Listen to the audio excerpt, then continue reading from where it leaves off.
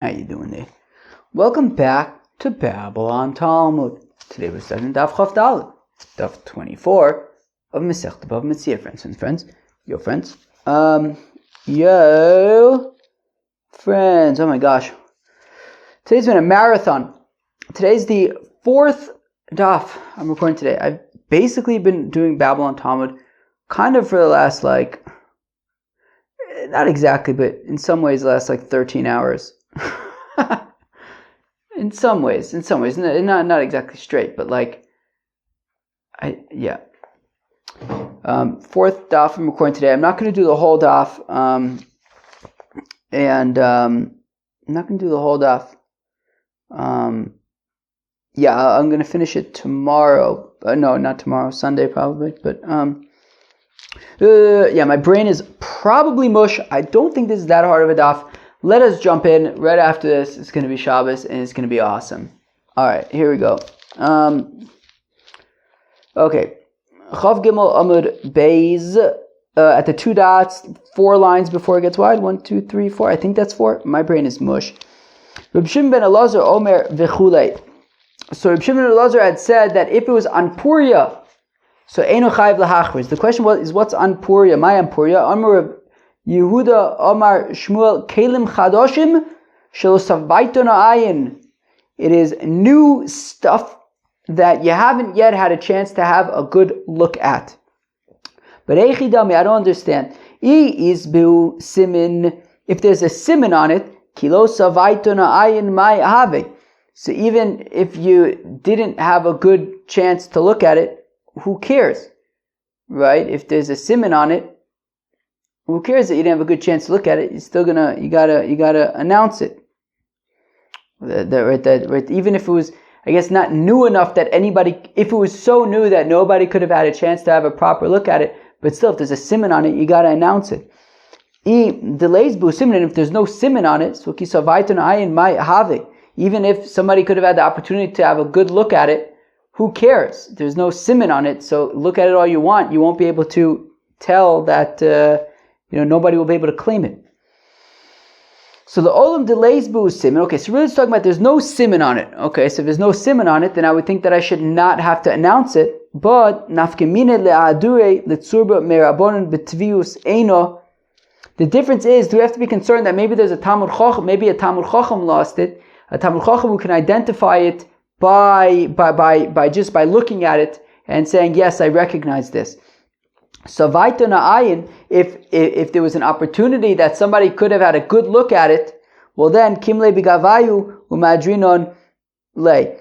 So then I think that this is the point, right? That meaning if there was, I think that's the point, that if there was if it wasn't that new, there would have been enough time for somebody to have a good look at it, then I think the point is you would have to announce it, because maybe, or even though there's no siman on it, so chances are nobody will be able to claim it, but maybe there's a Talmud Chacham who will be able to recognize it by looks.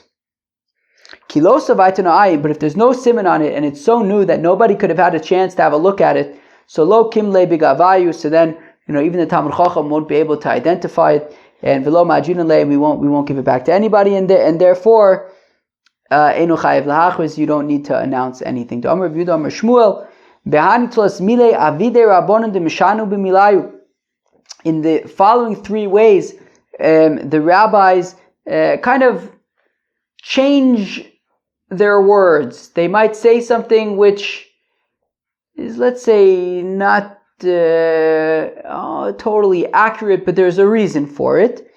B'masechta. So, for example, you say, "Oh wow, are you an expert in BavaMetzia?" And he says, "I'm not such an expert." So that's so it's more of midas anova. He doesn't have to say, "Yeah, I'm an expert." He says, And Uvipuria, if you ask the Talmud Chacham, "Hey, did you have beer last night?" And he's like, "None of your business." Ushpiza, and also if a Talmud Chacham stays at a certain host, and then somebody says, "Oh, how was the host?" You're trying to figure out if they should stay there too. Now it sounds like we're not talking about a hotel or something. We're talking about somebody who out of the goodness of their heart hosted a person. So you might say, "Oh, how was the host?" And he's like, "Whatever. Well, wasn't incredible, because if he's Because if he's too enthusiastic, then everybody's going to want to go to this place, and it's going to be a pain in the neck for the host. So therefore, in these three ways, you might ask him something, and he might not give you a straight answer, and that's acceptable. My nafkamina, what's the difference? Well, somebody who right, because what Rav Yehuda Amar Shmuel said, but I'm going to read again. That in these three ways, the rabbis kind of, let's say inaccurate things.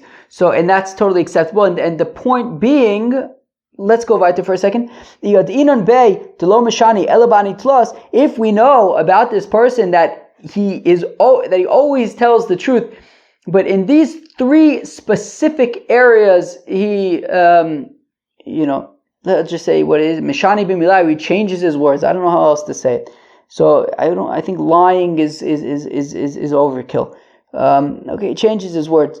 Majun and lay. So if we know that only in these three things specifically he changes his words, so then we can assume that he's a tzub merban, he's a talmid chacham, and we can and if he recognize, right, you can return to him a lost object by ayol recognition. Ayol means using your eyes. There might be another word for that. But if he changes his words in more areas, well then lo madrinan le, we would not return lost objects to him by mere ayol recognition. Marzutra chsida agniv le kasa de chaspa me ushpiza. So Marzutra chsida, he was, I guess, at some host, and somebody had noiv, and he stole a cup, a silver cup from the host. Oy vavoy shmendrik. Chazi lau bar beirav de moshiyodav nogi beglim de chavre. And then Marzutra chsida noticed that there was a young student who washed his hands and dried it on his friend's garment. Oy vavoy shmendrik.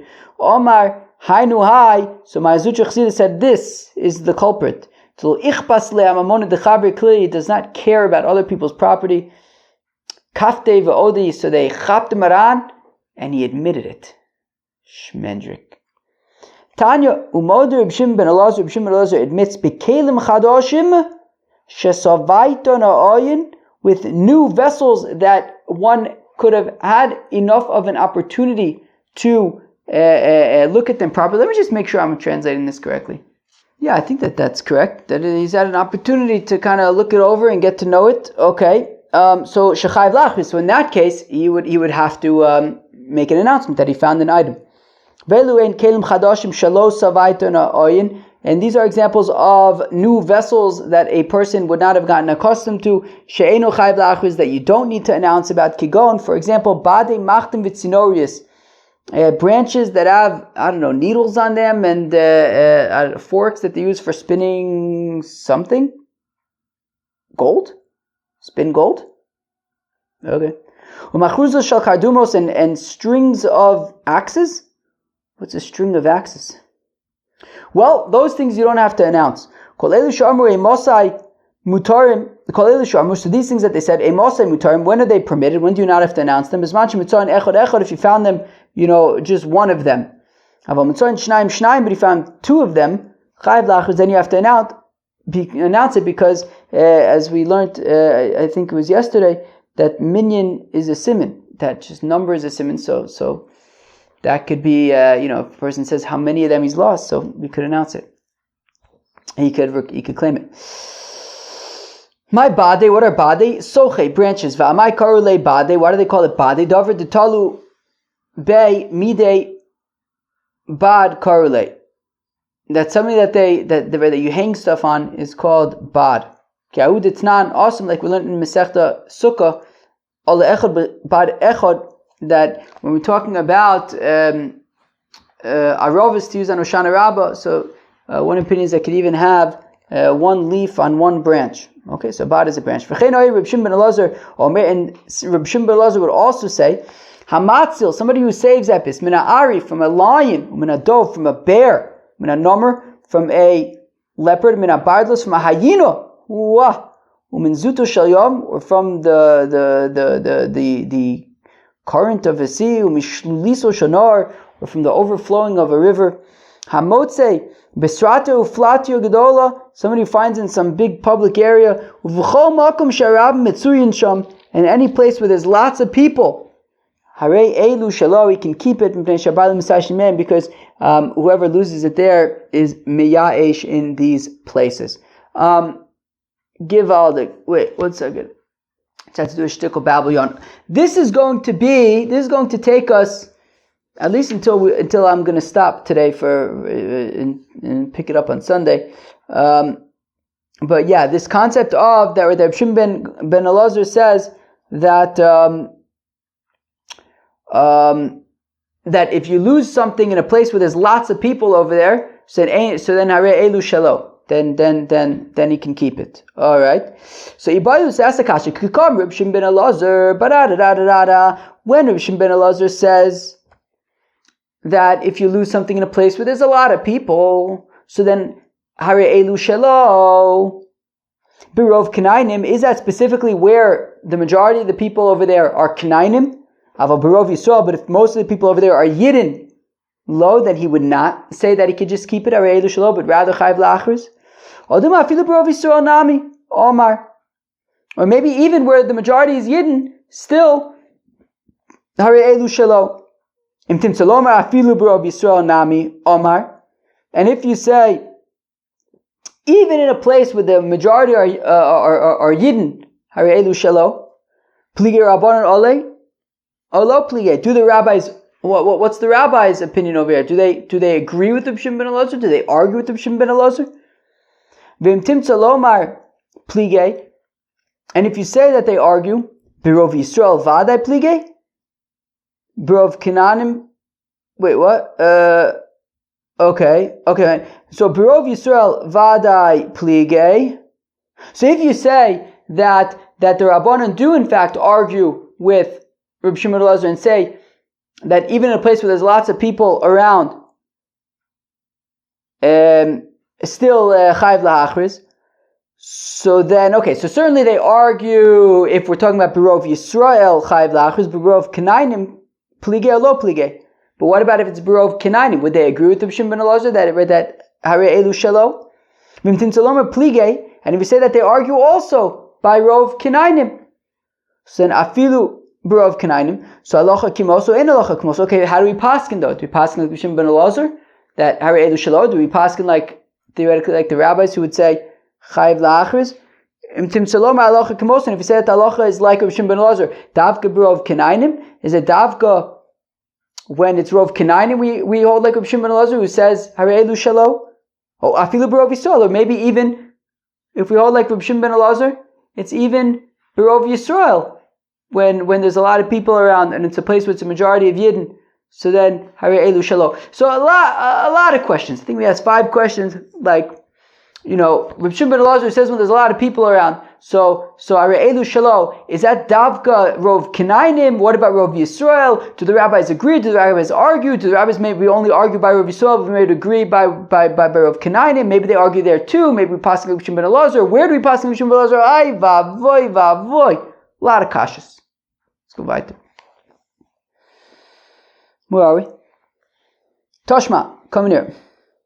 Hamotzi mos bebate knesias uvate midrashas haha. Fellow finds money in a synagogue or a study hall, or any place where there's a lot of people, hare elu shelo, he can keep it, because the owner would have given up hope. No. Who's the one who says that we go based on the majority of it? There's a lot of people around, so you can keep it. Reb Shimon ben Elazar, that's Reb Shimon ben Elazar, Shmas Mina, and we're talking about Batei Knesset, Batei Medrash, Afilu Birov Yisrael Nami. So we see that even when there's the majority of Yidden, still hare elu shelo. Chacham ma'iskin mifuzarim. Say maybe not. Maybe dafka we're talking about where it's most mifuzaros. Right, that's the second item in the Mishnah. The Mishnah says, "Elu mitzia shelo ve'elu chayv la'achris matzah perus mifuzarin or mos mifuzaris badadada." So So maybe the reason why I can keep it is not because there's a lot of people around, but because they were most mifuzaros. That therefore Arei Elu Shalo, even mifuzarin, but if they're scattered, so my area makom sharab mitzuinshim. Then bichlal, what's the point of mentioning that it's a place where there's a lot of people around? It has nothing to do with that. It has to do with the fact that it's most mifuzaros. Even if there's nobody there. So ela leolam bitzrin, you're right. So really it's talking about where they are bundled. They're not scattered. Okay. But still, it's not necessarily approved that Reb Shimon ben Elazar says that even where it's Rov Yisrael, because Achav Ma'iskinam b'batei knesios shel kenainim. That we're talking about not a synagogue, not a Jewish temple, but rather places where the Kenainim, they gather together and do stuff. That's what it means, Batei Knesses. Okay, Batei Midrashos Ma'ikelemim. Okay, fine. So you can kind of, get away with saying Batei Knesses means like other kinds of Batei Knesses that are not Jewish. But what about Batei Medrash? But Beis HaMedrash is a Jewish thing. So it seems to that we're talking about in a place of Yidden.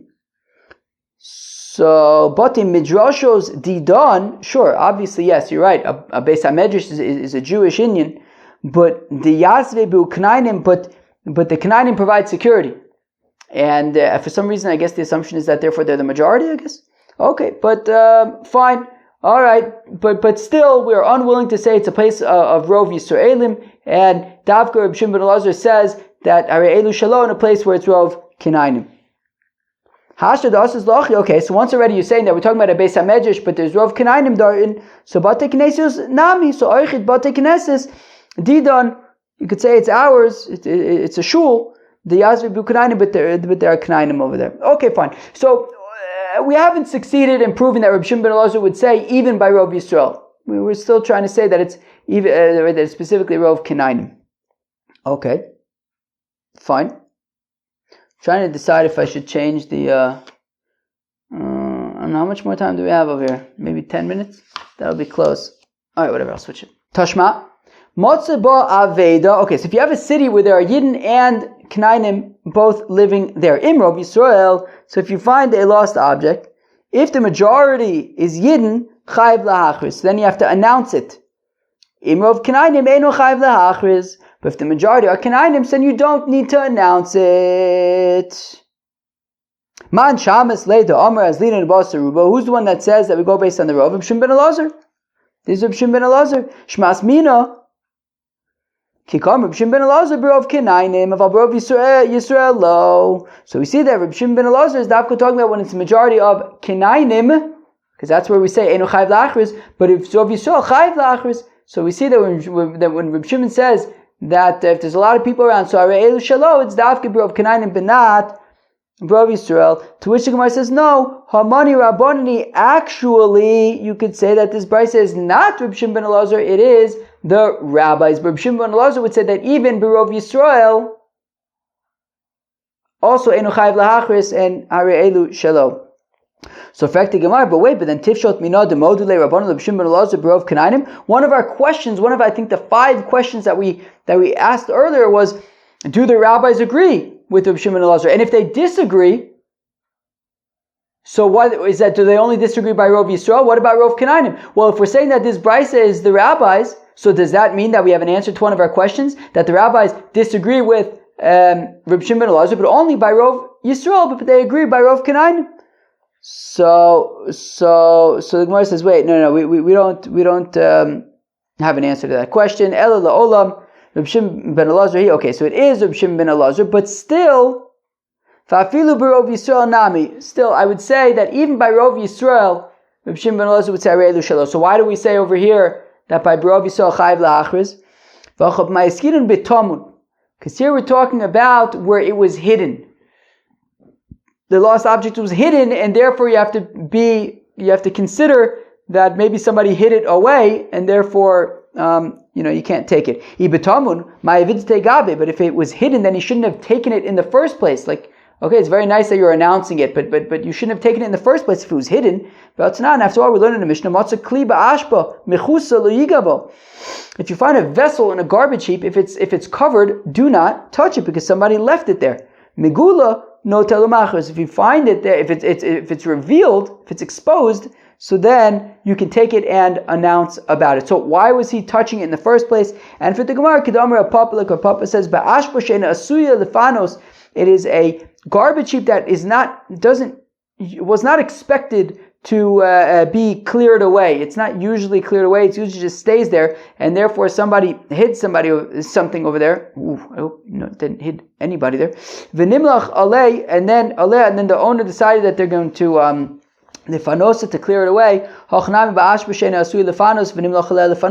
Stavka talking about that there's this garbage heap, and in the garbage heap there's some kind of thing that's hidden in there. Now normally you would leave it there, you shouldn't touch it at all, but here we're talking about the garbage heap was not normally cleared away, but now they decided they're going to clear it away, so therefore you took it, now you're going to announce it. So if it's Rov Yisrael, so you announce it. If it's Rov Kanaanim, you don't have to announce it. But in general, we would say that according to Reb Shimon ben Elazar, even if it's Barov Yisrael, Arei Elu Shalo, but this is specifically because it was hidden and it was in a garbage heap and they normally keep it, but they're clearing it away. Okay. Alternative, you could say that really it is the rabbis. It is the rabbis, but still that doesn't, right? It is the rabbis. Now, what did the Brisa say? The Brisa said that if it's Rov Yisrael, Chayv la'achris. If it's Rov Kanaanim, eno chayv la'achris. We suggested, wait, but if we say it's the rabbis, and doesn't that mean that they agree with Reb Shimon ben Elazar when it comes to Rov Kanaanim? That, that Harei Elu Shalo? To which Gemara says, no. If you look at the Brisa, it doesn't say Harei Elu Shalo. It doesn't say that if it's Rov Kanaanim, Harei Elu Shalo. It does not say that. It says if it's Rov Kanaanim, chayv la'achris. And if it's Rov Yisrael, ein chayv fakert. If it's Rov Yisrael chayv la'achris, if it's Rov Kanaanim ein chayv la'achris, it doesn't say Arei Elu Shalo, it says ein chayv la'achris. Right? So v'bai seim la'olam rabbanon mikatoni hein shalo. It doesn't say that if it's Rov Kanaanim hein shalo, which is what Reb Shimon ben Elazar says, but that's not what the rabbanon say. Einu chayv la'achris katoni. It just says that if it's Rov Kanaanim, Eino Chayv Lahachris, but V'yaniach, but you can't use it either, you just have to leave it. V'yesei Yisrael, V'yoyev Beis Simon, V'shakel, and maybe a Yid will come and give a sign and take it. But that's very different than Reb Shimon ben Elazar, who says you can actually have it. So it's not an indication that the rabbis agree with Reb Shimon ben Elazar. Tashma coming here, the Amr of Asi, says of Asi, Motza Chovis Yayin Bo'ir Sheruba Knainim. If you find a barrel of wine in a city that is a majority of Knainim, so muteris mishum metzia. So in terms of the metzia, harei elu shalo. But in terms of the contents of the metzia, the wine, basur bano, you can't drink it because of concern for yei nesach. But Yisrael v'nosan b'simin. Now, if a yid comes and gives a sign and basically claims the wine, well, the wine is yours because it's ir shirov kanainim, right? Harei elu shalo. It's his. But muteris b'shtiya l'motza. Now he can drink it though, because a Yid came and gave a sign, which means that Memele belonged to the Yid, but he was already mafkirit, right? So therefore, Eilu Shalo belongs to the finder. But the Yid basically proved that it belonged to him, not to a Knaini. So the wine is kosher. So the finder cannot drink the wine. Now, Kiman, who is this like? Reb Shimon ben Elazar. Well, who's the one who says that we go based on the majority, and therefore, if there's a lot of people, you can keep it? So Reb Shimon ben Elazar, Shmamina kikam Reb Shimon ben Elazar birov kanainim. So it sounds like Reb Shimon ben Elazar's opinion, right? If Ravasi seems to be going like Reb Shimon ben Elazar, and he's saying Davka, if it's Ruba kanainim, he can keep it. Aval birov Yisrael lo, but if it was a majority of Yidden, he would not be able to keep it. La'olam emalach. To which Gemara says, no, still I will argue Reb Shimon ben Elazar afilu birov Yisrael nami ka'amar. That Reb Shimon ben Elazar says even if the majority is Yidden, still harei elu shelo. But Rav Asi though only agrees, right? Only holds that the halacha is like Rav Shimon ben Elazar with regard to Rov Kanaanim, but he doesn't hold like Rav Shimon ben Elazar with regard to Rov Yisrael. Right? So Rav Shimon ben Elazar afilu Rov Yisrael nami kamer. Rav Asi savla kavasi bechada ufalig ale bechada. Rav Asi holds like Rav Shimon ben Elazar with regard to Rov Kanaanim, but not with regard to Rov Yisrael. But now, initially, right, we had said in a place where Rov Kanaanim and you find a barrel of wine, so it belongs to you, right? Because but l'maaseh you can't drink the wine. So if that's the case, what's the point? So Rav Ashi the Kankana, well, you can empty out the wine and then use the barrel. I'm going to take a break now for a few days. I think it is the right time to take a break because I am spent. I recorded 3.5 daf today. All right, I'll see you all soon.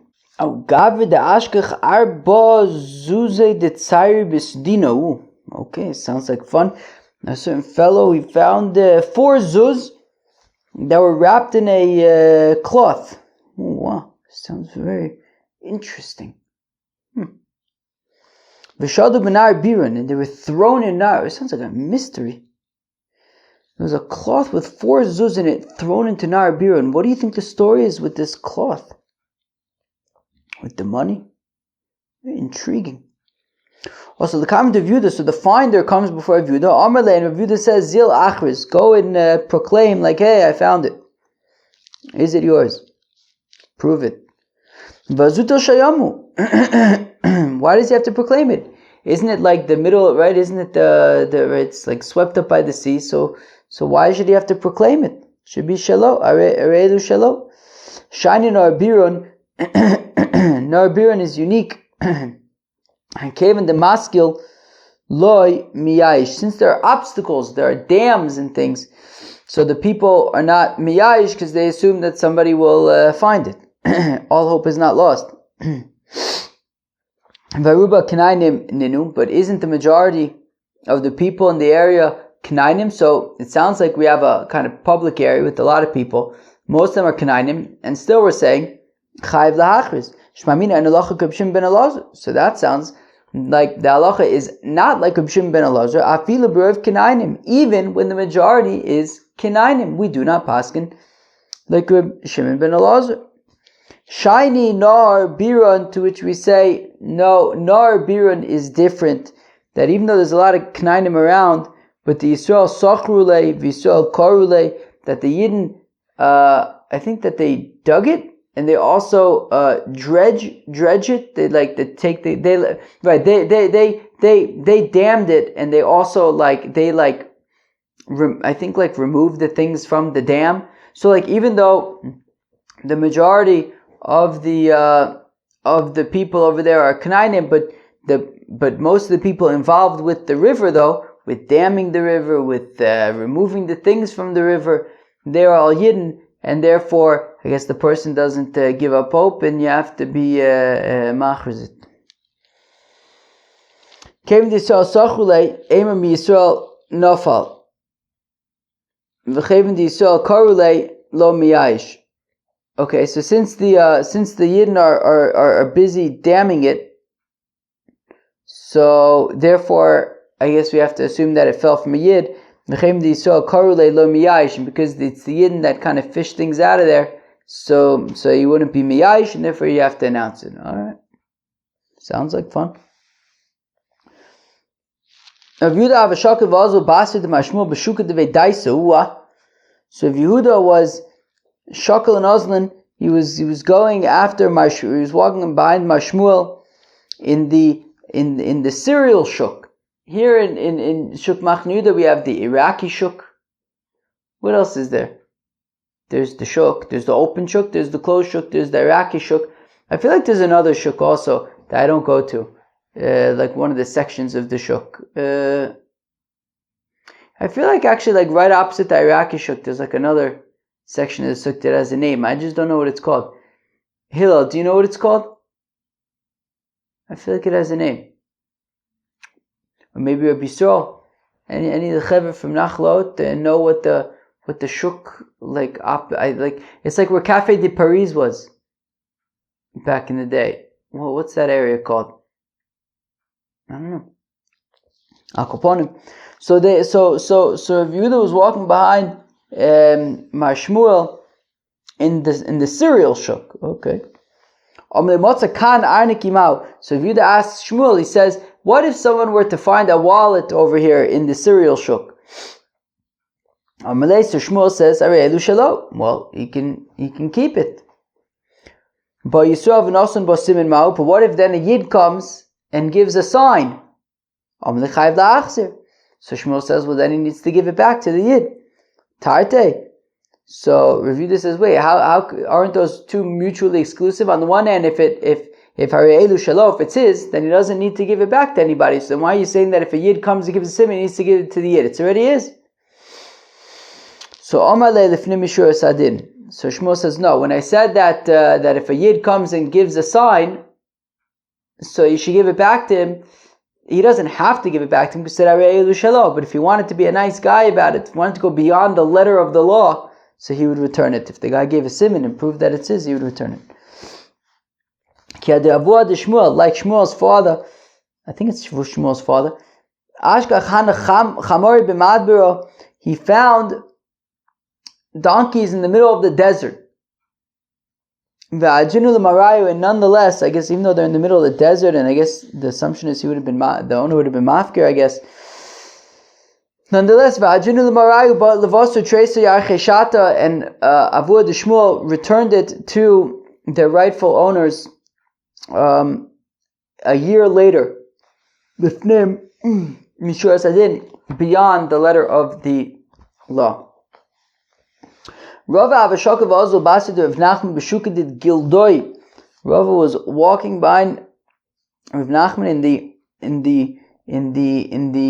in the leathermonger's shuk. The leathermonger's shuk. I don't think that there's a leathermonger's shuk in Shuk Machne Yehuda. And some say it was the shuk of the rabbis. So Rava says to Rav Nachman, what if somebody were to find a wallet over here? A purse over a wallet or a purse? I don't know, let me look it up. So the article defines it as a purse. Okay, purse sounds good to me, I don't mind. So fine, so Motzakan Anakimau. So Rava asked Rav Nachman, what if somebody were to find over here a purse? So Amalei, so Rav Nachman says, he can keep it. But Yisrael v'nosan ba'asimin mau. Rava then asked, but what if a Yid comes and he gives a sign? Right? He gives some proof that it's his. Amalei, Rav Nachman says, it makes no difference. Meaning if the finder is allowed to keep it, he's allowed to keep it. Yeah, but the guy is screaming and yelling, he's saying, hey, that's my purse. So what? It's like somebody who's screaming and yelling about his house that collapsed, or that his ship sunk in the sea. Like, it's tragic, but screaming and yelling is not going to make any difference. You lost it. There was a vulture who took meat in the shuk. And the vulture threw the meat into the orchard, the date tree area, palm orchard thing. Is a date tree palm orchard thing called an orchard, or is it called something else? A Bay Bar Marion. My friend Josh Weinberg, he used to have, maybe he still has it, this post that says the Barnes belongs in Marion.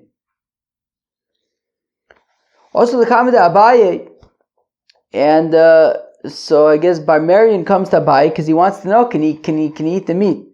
Abaye says, yeah, you can keep it. But aren't there mostly Yidden over there? So it sounds like we're saying then that the halacha is like Rab Shimon ben Elazar, that Harelu Shalo, even when it's mostly Yidden. Shiny Dayo, no, it's different when it comes to a vulture, de Kizuto Shalyom Domi, because a vulture is like Kizuto Shalyom, it's like being swept away by the sea. You know, whoever sees that their meat has been swept away by a vulture, he just immediately gives up hope. But doesn't Rav say that meat that you lose sight of is osur, because we don't know, because you can't know that that's the kosher meat anymore if you lose sight of it. So over here, the vulture had it for a bit. Well, it's talking about where Bar Marion was able to see the vulture, chop the meat, drop it off in his yard. So that's why it was okay. Reb Chanina found a slaughtered kid, like a little goat, between Tveria and Tzipori. V'tirulo, and they permitted Reb Chanina to consume this kid. Right, so he found this slaughtered kid between Tveria and Tzipori, and they said it's kosher. Amar Reb Ami, it says Reb Ami tirulo mishum metzia, so they permitted it to him in terms of motzim, right? If you find something, right, harei elu shelo, it's his.